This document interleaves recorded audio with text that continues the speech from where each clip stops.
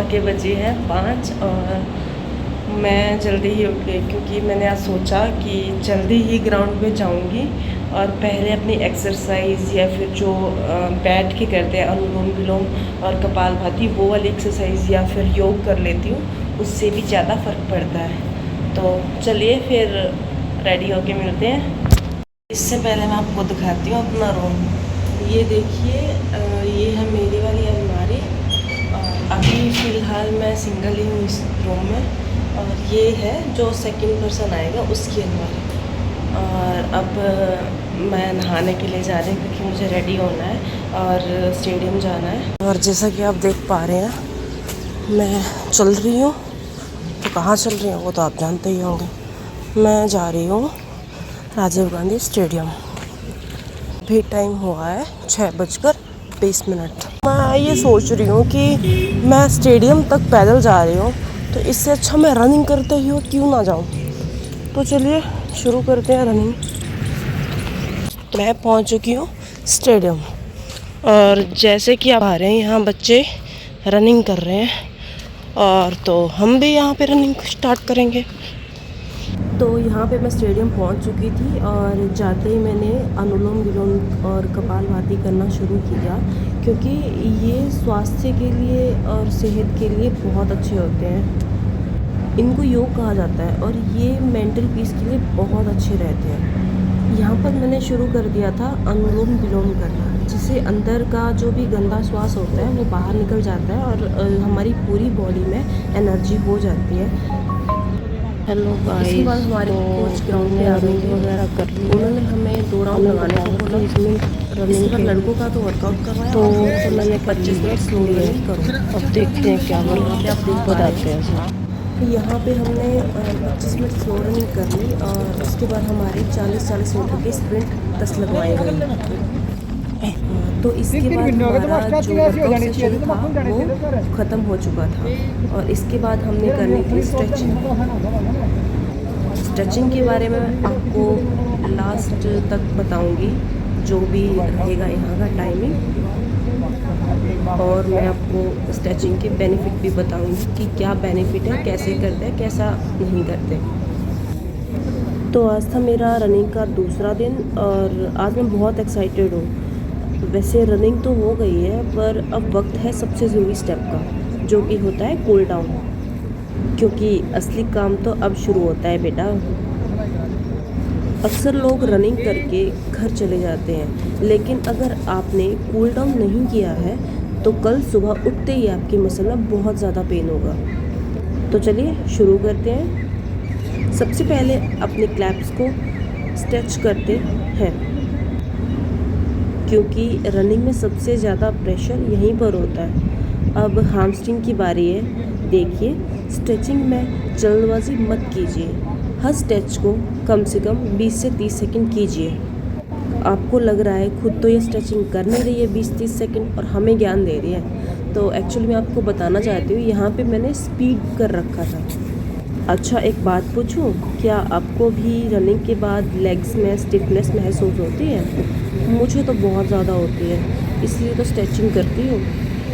अच्छा, एक और बात, सिर्फ लेग्स ही नहीं, रनिंग में हमारी बैक और शोल्डर भी बहुत ज़्यादा टाइट हो जाते हैं क्योंकि हम एक ही पोस्चर में भागते रहते हैं। ये साइड स्ट्रेच जो कि वीडियो में आपको दिख रहे हैं, आपके लंग कैपेसिटी को भी बेहतर करता है।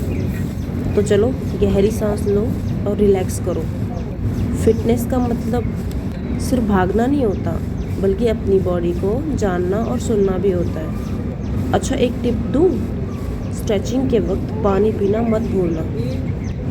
ये हाइड्रेशन रिकवरी के लिए बहुत ज़रूरी होता है। मैं आपको अपने इस ब्लॉग के ज़रिए खुद को और आपको दोनों को फिट रखना चाहती हूँ। सीधी बात बताऊँ तो स्ट्रेचिंग को लोग जितना हल्के में लेते हैं ना, उतनी ही क्वाइटली बॉडी को बना या बिगाड़ देती है। असल में स्ट्रेचिंग सिर्फ मसल्स खींचने का काम नहीं है, ये पूरे शरीर को खोलने, बैलेंस करने और अंदर से हल्का महसूस कराने का तरीका है। जब हम पूरे दिन में बैठते हैं या कोई काम करते हैं या एक ही पोस्चर में काम करते रहते हैं तो हमारी बॉडी स्टिफ हो जाती है।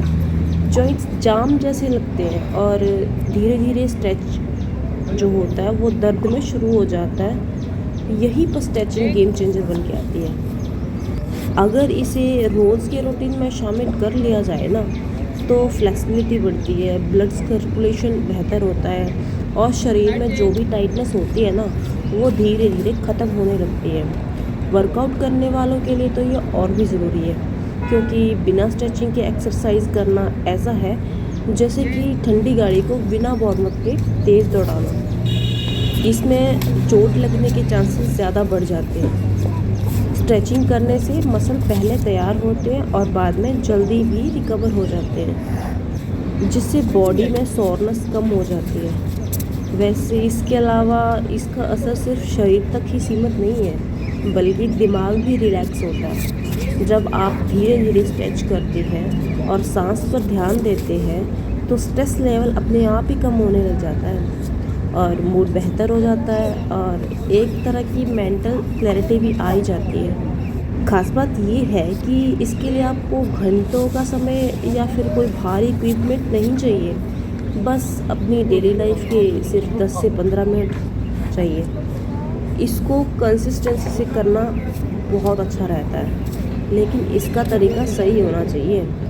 इसको एकदम से झटके से नहीं, बल्कि धीरे धीरे और उतना ही जितना सिर्फ बॉडी को आराम से अलाउ कर सके, क्योंकि दर्द तक जाना स्मार्टनेस नहीं है, बनती है। सुबह करने से बॉडी एक्टिव हो जाती है और वर्कआउट से पहले करने से परफॉर्मेंस इम्प्रूव हो जाती है और रात को करने से नींद तो बहुत ज़्यादा बेहतर आती है। अगर ईमानदारी से कहा जाए तो जो लोग फिटनेस जर्नी शुरू करते हैं लेकिन स्ट्रेचिंग इग्नोर करते हैं वो आधा ही काम कर रहे होते हैं, क्योंकि असली फ्लेक्सिबिलिटी, इंजरी फ्री मूवमेंट और लॉन्ग टाइम फिटनेस की फाउंडेशन यहीं से बनती है। तो आप देख पा रहे हो कि मैं स्ट्रेचिंग कर रही हूँ और देखो पहले मैं लेग्स को आगे करके स्ट्रेचिंग कर रही हूँ। इससे ये होता है कि रनिंग के टाइम हमारे जो स्टेप होते हैं वो बिल्कुल खुल जाते हैं।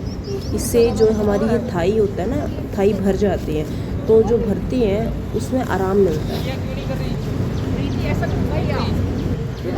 तो चलिए आज का सफ़र बस यहीं तक था, बाकी का जो भी आएगा वो मैं आपको कल वाले ब्लॉग में दिखाऊंगी। Thank you, bye bye.